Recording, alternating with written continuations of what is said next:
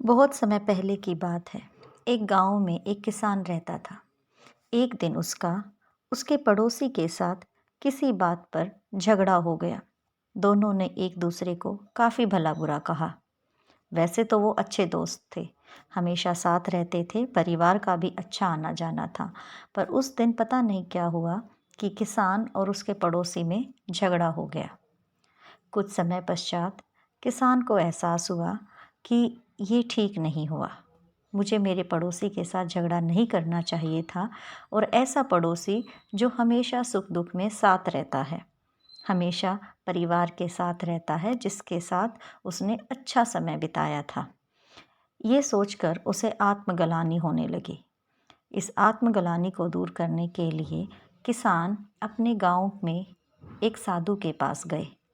उसने साधु को जाकर सारी बात बताई।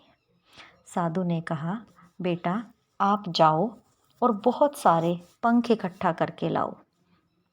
किसान सोचने लगा। फिर उसने सोचा कि ठीक है, जैसे साधु महाराज कह रहे हैं मैं वैसे ही करता हूँ। वह गया और बहुत सारे पंख इकट्ठे करके लाया। अब साधु महाराज ने कहा कि बेटा अब इनको गांव के सबसे व्यस्त चौराहे पर जाके रख के आओ। किसान ने वैसा ही किया। वो सारे पंखों को एक गांव के व्यस्त चौराहे पर रख आया, जहाँ पर बहुत सी गाड़ियाँ, बैलगाड़ियाँ आती जाती थी, और वापस आ गया। उसने फिर महाराज से कहा कि महाराज बताइए मैं क्या करूं। महाराज ने कहा, आप आराम से बैठ जाओ बेटा, मैं कुछ समय बाद बताता हूं आपको क्या करना है। शाम हुई तब साधु ने कहा कि जाओ बेटा, अब जो पंख तुम उस चौराहे पर रख कर आए थे वो वापस ले आओ। किसान चौराहे की तरफ गया। उसने वहाँ देखा कि उसने जो पंखों का ढेर लगाया था वो वहाँ नहीं था। सारे पंख इधर उधर बिखरे पड़े थे, और बहुत सारे तो पता नहीं कहाँ उड़ गए थे। वह खाली हाथ वापस आ गया। साधु ने कहा, बेटा पंख कहाँ हैं? किसान ने कहा, महाराज मुझे वहाँ पंख नहीं मिले, वो सब उड़ गए।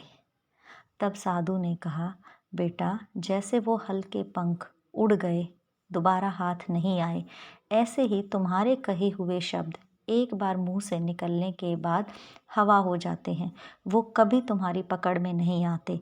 इसलिए किसी को भी आप जो कहते हो बहुत सोच समझ के कहो।